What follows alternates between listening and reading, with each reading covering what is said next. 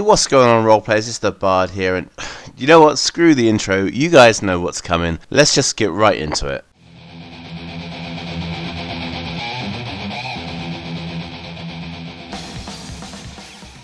So I touched on the possibility of a Tanklock in the first part of this series.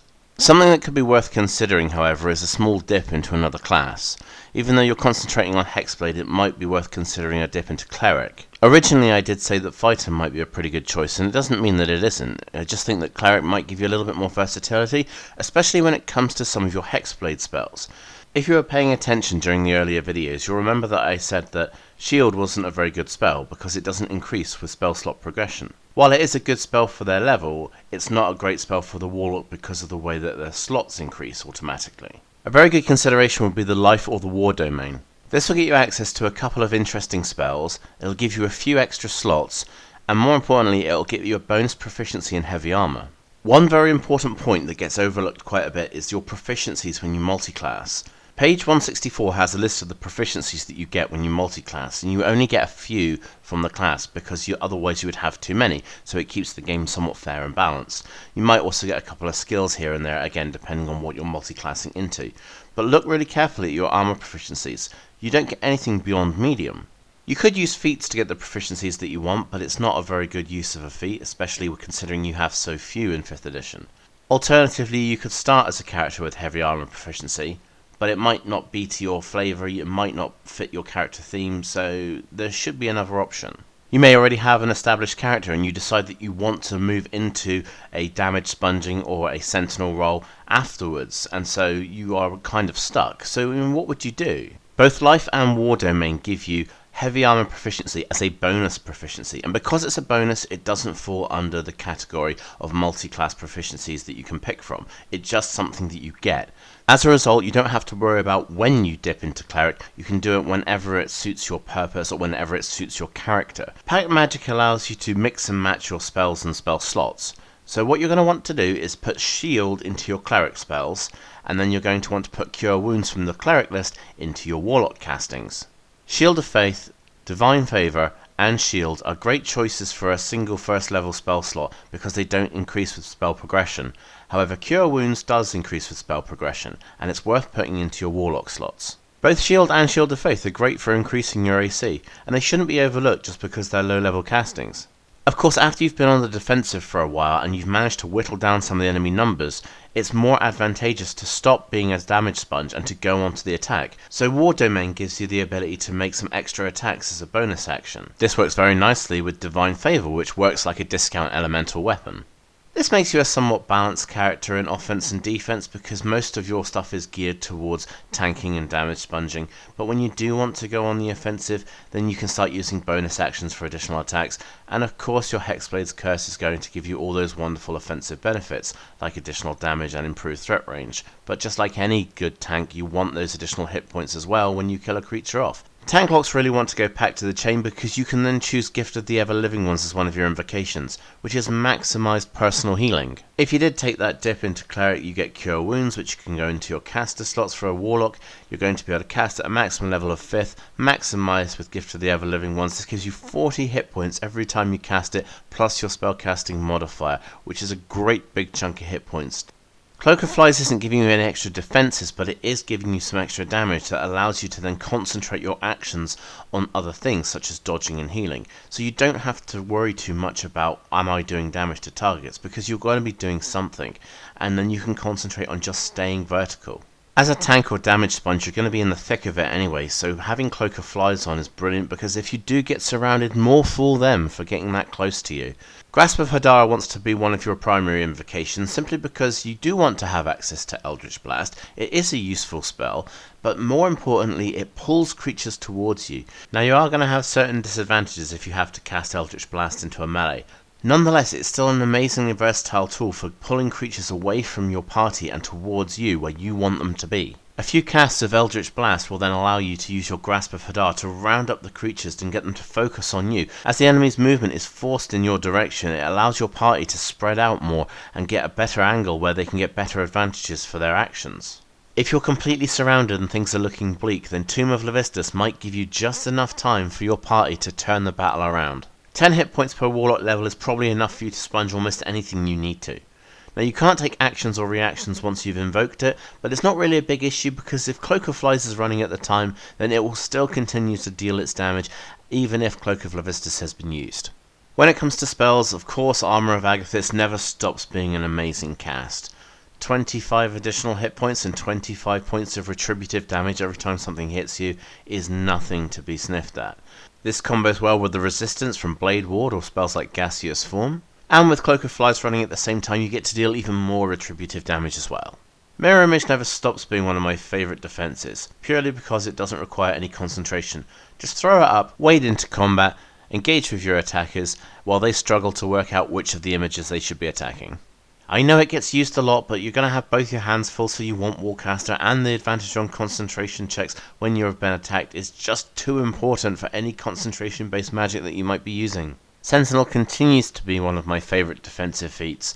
Creatures that don't treat you as the threat you are going to get attacked. If they're going for someone else and not for you, then you get free attacks against them. Creatures can't disengage from you without taking an attack of opportunity, and if you do hit them with that attack of opportunity, they have 0 speed, so they're not going anywhere anyway.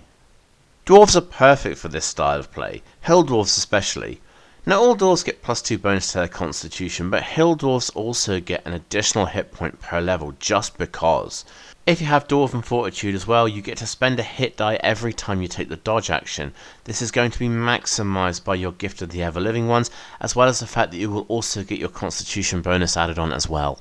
Maximised healing from Cure Wounds, maximised healing from spending hit die, loads of additional temporary hit points from spells like Armor of Agathys, loads of additional temporary hit points from Tomb of Levistus. You are just going to be so difficult to put down. In addition, Hill Dwarf just makes a good choice because you also get a small bonus to Wisdom. If this gives you an improvement on your modifier, then it gives you an extra attack you can use as a bonus action with your War Domain special ability. Not only are you an incredibly tanky character, but if you do need to go on the offensive, then you have the tools there to be able to contribute to that part of the battle as well.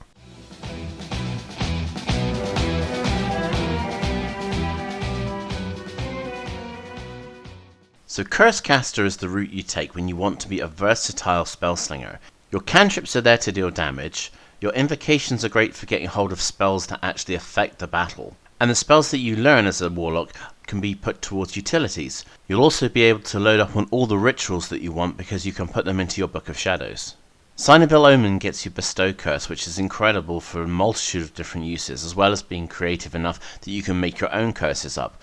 Also, your Hexblade's Curse, as it says in the name, is a curse. So these all work well with Maddening Hex. So once you've got something cursed, you can start dealing additional damage to it and the creatures around it by using your Maddening Hex invocation. Hex, Bestow Curse, and Hexblade's Curse all stack on top of each other. Combine this with the multi-hit and Eldritch Blast and you can get tons and tons of damage just racking up. But it's not really the primary thing you want to be doing, but it's there if you need it. As a Curse Caster, your job is to weaken the opponent enough that the rest of your party can get in there and deal damage to them. So the point is for you to control the battlefield so that your party think they're the ones that are doing all the work. Curses by definition are basically single target effects, but things like Mire the Mind, Dreadful Word, Bewitching Whispers, even though they're not strictly curses, they do control the battlefield very well and they get you access to spells to use, which allows you to use your other spells known for more utility based magic. Both Slow and Confusion are great spells for controlling the battlefield because they put the targets in disarray, but something I never see used is Bewitching Whispers. It's a spell that doesn't seem like much, but it's amazing for melee based encounters because you can use it to keep melee combatants away from you all the time, as well as the fact that if you have a very fighter heavy group, you can use the movement to force attacks of opportunity against your targets. You just march them past the rest of your party and everyone can take a free swing at them. It's more important than anything for you to get your curses to stick, and the best way to do that is either disadvantage or forcing an automatic low saving throw. So a few levels of Sorcerer or a few levels of Diviner will get you special abilities like Heightened Spell Meta Magic or Portent, which will then allow you to manipulate the saving throws of those around you so that you are more likely to get those spells to stick onto them. You don't require any particular feats to make this style work, but it might be worth considering a race that has some useful daily casts, like Drow for example. Drows already get fairy fire, dancing lights and darkness all for free, so by adding Drow high magic to the mix, you get a free detect magic which you can cast at will, as well as levitate and dispel magic. These are very useful one-offs that you can get for your character. Detect magic at will saves you an invocation, so you don't need to get Eldritch Sight. Levitate as a one-off per day is ideal because you don't really want to waste an invocation on it, and you don't really want to use one of your spells known for it. So again, it's just a very useful thing to have that you can just pull out when you need it. The same is true for Dispel Magic. Anytime you can get a spell for free from anywhere else, consider doing that rather than using one of your spells known from your Warlock list, because every spell that you take is another spell that you're not getting. So if you can get freebies in this way, it's a great way to round out your character with a lot of extra utilities that allow you to then free up your spell slots for other spells to cast in the day.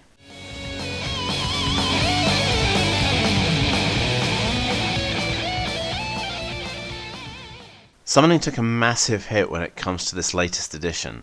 So unfortunately, summoning isn't the best way to go these days.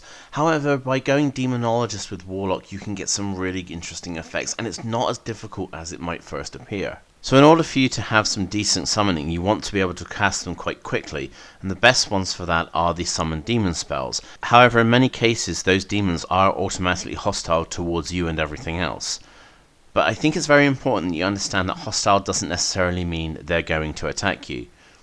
Page 244 of the DM's guide goes into a little bit more detail about it, but a hostile creature generally opposes the adventurers and their goals, but doesn't necessarily attack them on sight. In many cases, this can just be a DM judgment call, but it does add a lot of bonuses to the caster, and it is a lot of fun because you're not in complete control of what's going on. But there are ways and means that you can have an effect on those demons, even if you do lose control of them. A few more things to understand is that the material component that you have when you're using your summon spells is something that can easily be replaced. Even though it says the vial of the blood of a creature that was killed in the past 24 hours, it's not a material costly component, and technically, rules as written, if you've got your spell component pouch on you, you've got the material components you need, providing they don't have a gold piece value attached to them. You're fairly safe if you stand in that circle created by the material component, because the demons can't affect or target you whilst you're within that circle. Demonologist offers a lot of really interesting role-playing scenarios because you're going to want to be bargaining with those devils and creatures that you're summoning, and a lot of that should be role-played out. So you want something like Beguiling Influence. You need proficiency with things like Deception and Persuasion in order to get the creatures to do what you want. In some cases, you might even be able to trick the creature into telling you its real name, so that you can summon that specific creature again and again, and it will have disadvantage on any saving throws it has to try to break your hold over it. Fiends are a lot smarter than demons, and they are actually two different things. Whereas spells like Summon Demon give you a lot more direct power over the demons that you summon, Infernal Calling is a little bit harder to use. You're still expected to negotiate with the fiend, however, if it does think that it can prevail over you in some way, it is going to take advantage of that, and you don't have the defenses against them in the same way you do with the demons. Chains is one of those invocations that seems a very long way away, and it's one of those ones that you think, when will I ever use this? If you're using Infernal Calling, it goes from, when will I ever use this, to, this thing is a godsend, how did I ever live without it? Sometimes it's just too difficult to be thinking all the time, and having to talk your way out of a situation can often be very, very hard. So just being able to have a simple cast like Minion of Chaos is ideal to keep your summoning capacity up, especially if you're not in the mood for arguing with your DM. Conjure Elemental is similar to most kind of conjuring spells. It takes a minute to cast, so it's not an in-combat spell like Summon Demon, but it is a useful thing to have at your side when you need it. And again, you can use chains in order to get a hold over the creature if you lose concentration on the spell. Now, you might not be able to hold on to it long enough for it to disappear, but you can probably get hold of it for just enough time so that you and your party can dispatch the creature if necessary. A demonologist can never surround himself with too many powerful creatures. Imp is probably the best choice that you can pick because thematically it works quite well. Quasit would be the one to take to be a true demonologist, but Imp is better because it has access to persuasion and deception skills. Your Imp can take the help action and give you an advantage on persuasion or deception rolls. This is going to be really important for dealing with any of the fiends that you summon from any of these kind of spells. Always remember that just because a creature starts hostile towards you doesn't necessarily mean its attitude can't be changed. Have your Imp take the help action and give you that bonus to persuasion or deception every time you want to use a summoning spell. Accursed Spectre is something that happens automatically when the conditions are met, so you don't actually have to worry about actively summoning it. So having it around to just sponge up additional damage or make additional attacks is just a big improvement to your arsenal, which is why you want to go Hexblade with this particular build, because it gives you more advantages, it gives you more creatures that you can put on the battlefield. More than anything, you can't afford to lose concentration on any of the summoning spells you cast. Resilient can give you proficiency with constitution based saves, which is what you'll use for your concentration checks, so it's a very important feat to consider. Half-elves make excellent demonologists because they can take the prodigy feat, allowing them to get what is essentially expertise on either their deception or persuasion checks. Understand that if you are going to be summoning demons and devils, they are going to do anything and everything they can to get out of doing what they're told. If it means trying to argue against you, if it means trying to make bargains, if it means using semantics to get out of doing what they're told, then they are going to use those things to try and get the best possible advantage that they can, and you need to be prepared for it. Summon Lesser Demon, Summon Greater Demon, and Infernal Calling are obviously the spells that you will need to make this build work, so you're going to use these all the time. Make sure they're all in your list. If things go absolutely out of control, then Protection from Evil is exactly the spell that you need in order to stop these Fays or Celestials or Fiends attacking you. Magic Circle is your safe zone. You need that to get back to if things go completely out of hand. If things go completely wrong, you can always retreat to your Magic Circle. Furthermore, if you're summoning for the first time and you've never dealt with demons or devils before and you don't know exactly how to manipulate them, or if your skills will even be effective, then you need some kind of defense for that. Magic Circle might have a cost to it, but you have to make the decision. What's worth more, that 100 gold pieces or your character's entire existence?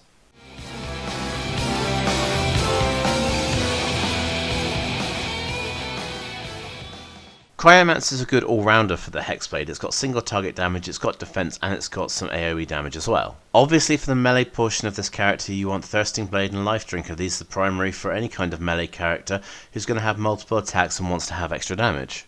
Also having access to Tomb of Levistus is pretty good if you need a quick boost to your temporary hit points. For your defensive nature you're going to want Armor of Agathys for those additional temporary hit points, but the retributive damage is nice as well. When you're on the offensive, Elemental Weapon is perfect. And of course, Cone of Cold is a great AoE as well. The last thing you want is something resisting your frost damage, so Elemental Adept is the exact feat that you need. With any of your spells, if you roll any ones, you can automatically up that to a 2 by using Elemental Adept. This is even better when you're using Elemental Weapon because it helps to keep your melee damage very consistent. Characters looking to do a little multi-classing could go into Sorcerer. You could go a little higher than level 3 if you wanted, just to get up to the Elemental Affinity. But 3 is probably enough, because you'll get at least the meta magic options. Plus you'll have access to Ray of Frost, which is a good single target damage spell, and Ice Knife and Snowball Swarm are good for AoE damage. If you do decide to multi-class, then Empowered Spell is a great meta magic feat, because you can re-roll a number of dice equal to your Charisma modifier. This gives you really consistently high damage with all of your AoE spells, but also with your single target things like Ray of Frost, and even with things like Elemental Weapon. Elemental Adept is causing all of your natural ones that you roll to be classed as 2s. So re-roll all of your natural 2s and hope for something better. And if you do happen to get 1 or 2, it doesn't matter, because Elemental Adept just makes any 1 count as a 2 anyway. Some of the things in some of the other builds are really good for the Cryomancer. Take Glavelock for example. Much of what you found in there can be used and applied to this build as well. Using weapons like Glaives, using feats like Great Weapon Master, using feats like Polearm Master, these are the sort of things that you might want to consider when you're also building your Cryomancer, because a lot of the things can be transferable and they really help to increase and keep consistency with the damage that you're dealing.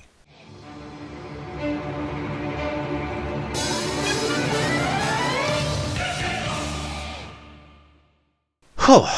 I am exhausted after all that. Whose bright idea was it to ask me to do a complete guide to Hexblade? All joking aside, however, I wouldn't do these things if I didn't enjoy them. And I want to give back to a hobby that's been so good to me for all these years. I've had the few comments from people saying that it's so good that I'm approachable and they can ask me questions and that they can give me suggestions for videos. But that's the entire point. I'm here to give help to people in a way that I wish I had when I was starting out. And it's great to have your suggestions, and it's great to hear from other role players. Thanks everyone for all your support. Thanks for keeping subscribed to the channel. If you're not subscribed yet, it'd be great to have you. If you like the video, then please leave a like. And of course, if you've got something to say on the subject, or you've got builds or requests that you would like from me, then put them in the comments and I will read them, and hopefully it will turn your request into a decent video. And as always, with that being said, I will see you guys next time at the gaming table.